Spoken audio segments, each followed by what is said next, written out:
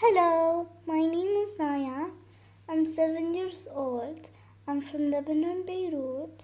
Welcome again to my podcast. In this podcast, we read a book and talk about it. We will learn today about the life of one of the greatest mathematicians.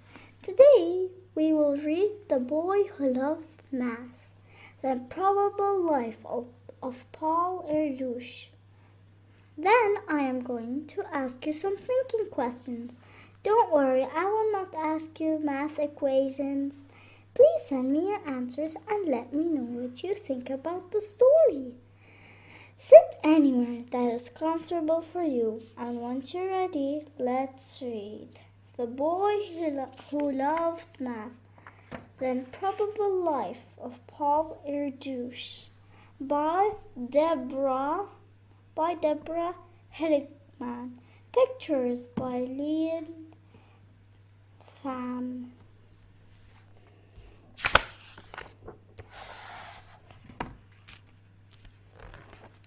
There once was a boy who loved math. He grew up to be one of the greatest mathematicians who ever lived. And it all started with one big problem. Paul Erdos lived in Budapest, Hungary, with his mama. Mama loved Paul to infinity. Paul loved Mama to infinity too.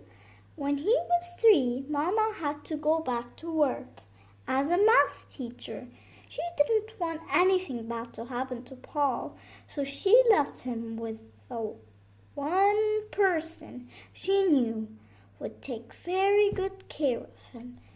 She left him with Foreline. Foreline had too many rules. That was the problem. Paul hated rules. He hated to be told when to sit still, when to eat, when to go to sleep. What could Paul do? He couldn't exactly solve the problem.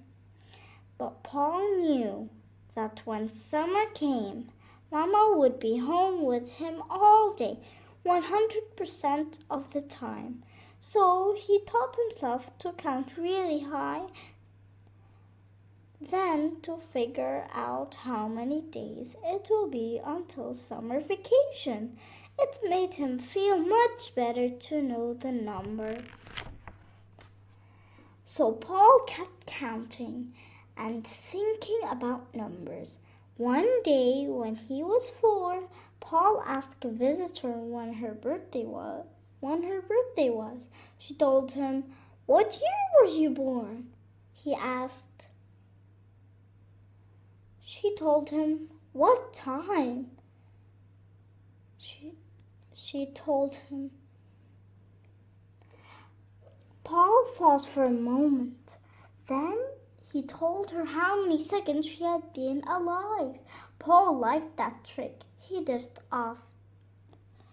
Paul played with numbers. He added them together and subtracted them.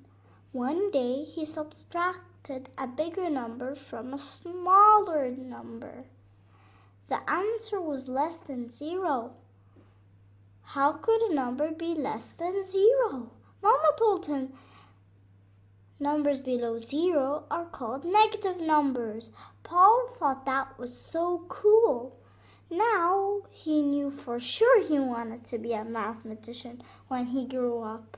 But first he had to tackle another big problem.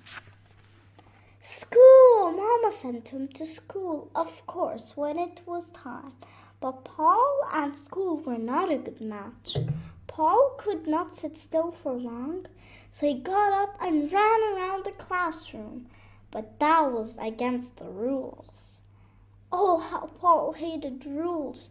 How could he solve this problem?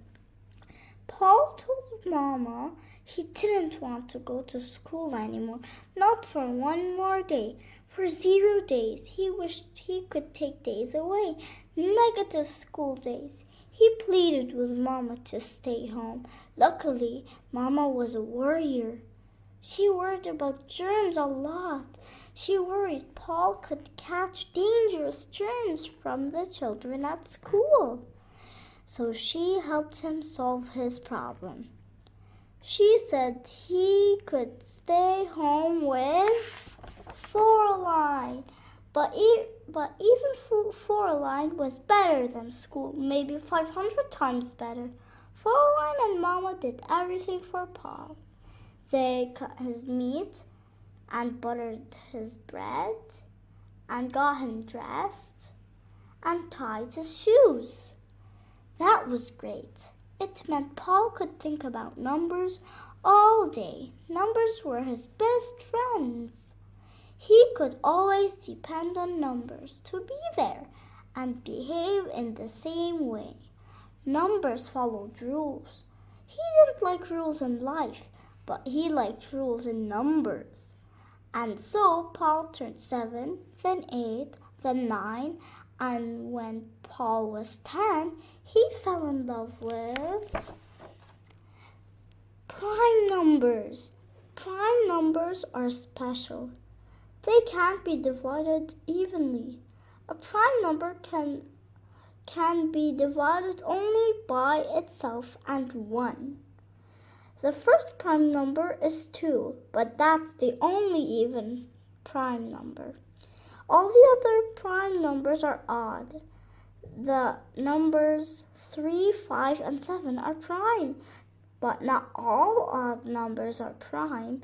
9 isn't prime because you can multiply 3 times 3 and get 9. Paul had a lot of questions about prime numbers. Do they go on forever? Is there a pattern to them? Why is it that the higher up you go, the farther apart the prime numbers are? Paul loved to think about prime numbers.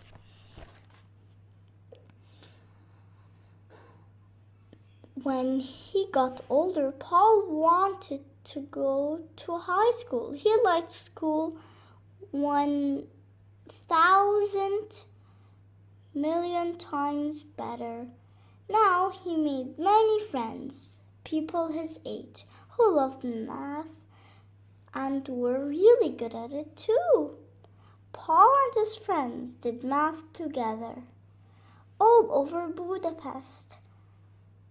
But Paul was the best. He loved being at the top of math and the top of towers and mountains and buildings too. He thought about math, whatever he was doing, wherever he was. By the time Paul was 20, he was already famous around the world for his math. People called him the magician from Budapest, but he still did not know how to do his laundry or cook his food or butter his bread. That was no problem. He still lived at home and Mama still did everything for him. But then one day,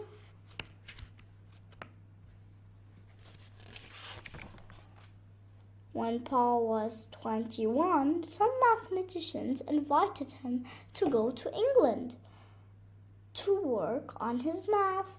Could he survive out in the world on his own? He rode the train by himself. He met mathematicians. They all went to dinner. Everyone else talked and ate. But Paul stared at his bread.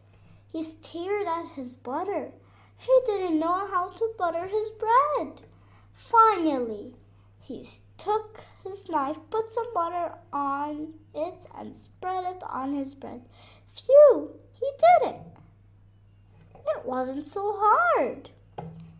Even though he could now butter his own bread, Paul soon realized that he didn't fit into the world in a regular way.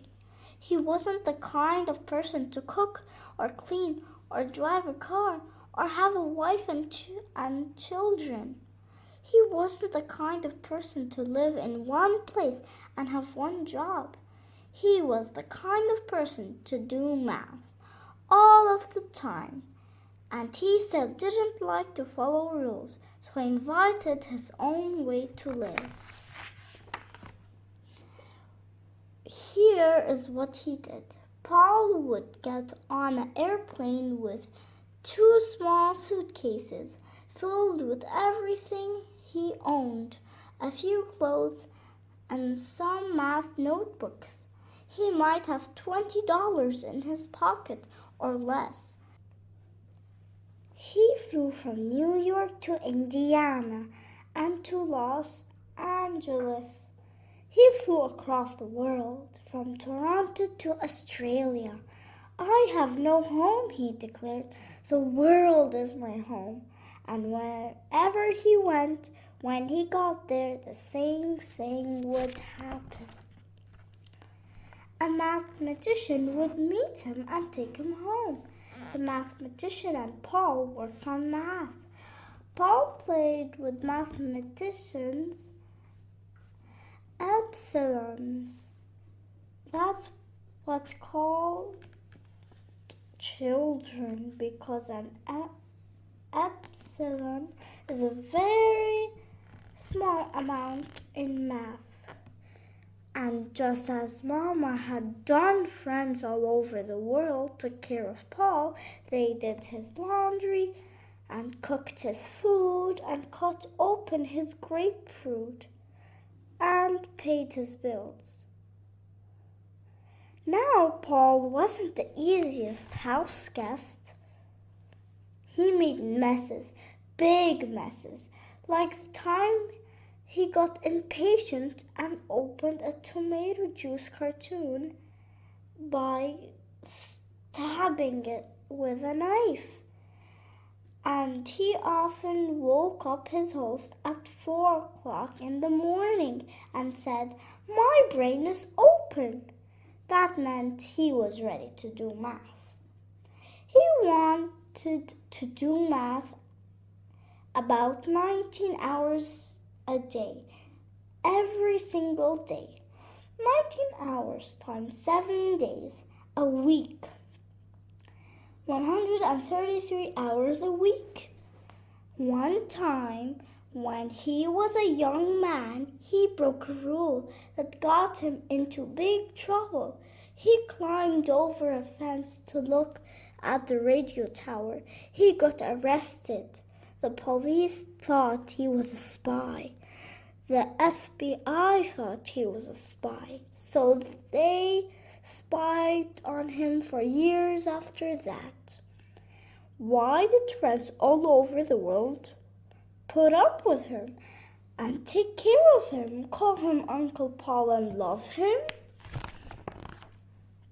Because Paul Erdos was a genius and he shared his brain, he helped people with their math problems and gave them more problems to do. Plus, he was a math matchmaker. He introduced mathematicians all over the world to one another so they could work together. Paul knew that mathematician plus mathematician equal more and better math. Paul and his friends did so much great math. Paul showed his friends how to do new and better math in different ways. He even started some new kinds of math. Some of the math Paul and his friends worked on gave us better computers and better search engines on the computer. Also better codes for spies to use. Uncle Paul was generous with his brain and his money too. Whatever money he had, he gave away. He gave money to poor people, and he offered prize money for unsolved math problems. Even when Paul got very old, he still did math. He did math while he played chess. He did math while he drank coffee, lots and lots of coffee. He thought about math while he's playing ping pong with his best friends. All over the world, mathematicians still talk about and love Uncle Paul. Even people who never met him, they talked about their Erdos number. If you did math with Paul, you get an Erdos number of 1. If you worked with someone who worked with Paul, your Erdos number is 2. People are so proud of their Erdos numbers. A long time ago, there was a boy who loved math. Numbers were his best friends. He grew up to be the man who loved math. Numbers and people were his best friends. Paul Erdos had no problem with that. The end. Did you enjoy the story, guys? Now let me ask you some thinking questions. Pause the podcast to answer them. Paul had no problem doing math, but what was his real problem? Where did Paul grow up?